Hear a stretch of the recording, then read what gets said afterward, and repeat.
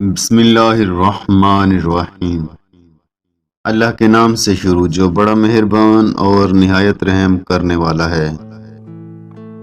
محبت وفادار کی داستان ہوتی ہے اور بے وفا کی زندگی کا ایک معمولی سا واقعہ۔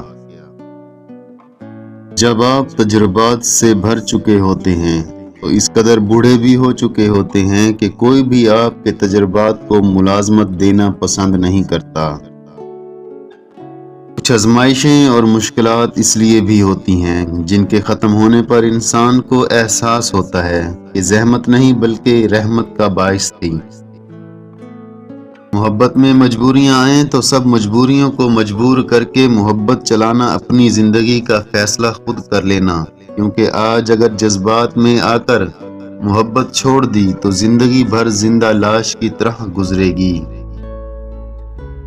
اور جن کی وجہ سے مجبور ہو کر آپ محبت کو چھوڑ دو گے وہ بھی آپ کا ساتھ کبھی نہیں دیں گے، اور ساتھ رہ جائے گا تو صرف زندگی بھر کا پچھتاوا۔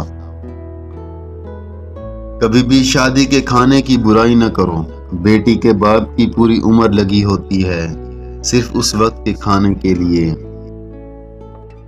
جب محبت ملے گی تو پھر سب حق ادا خوشی سے ہوں گے۔ محبت کے بغیر حق ایسے ملے گا جیسے مرنے کے بعد کفن ملتا ہے۔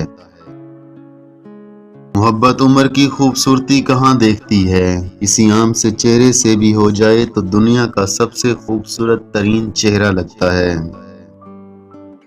محبت کے جھمیلوں میں کبھی فیصلہ کن سزا نہیں ہوتی، جب بھی ہوتی ہے عمر قید ہمیشہ ہوتی ہے۔ توقعات کا بھی عجیب و غریب مسئلہ ہے۔ یہ چوری چوری آگ لگنے والی فصل ہے۔ ایک بیج سے اس کی ساری کیاریاں بھر جاتی ہیں۔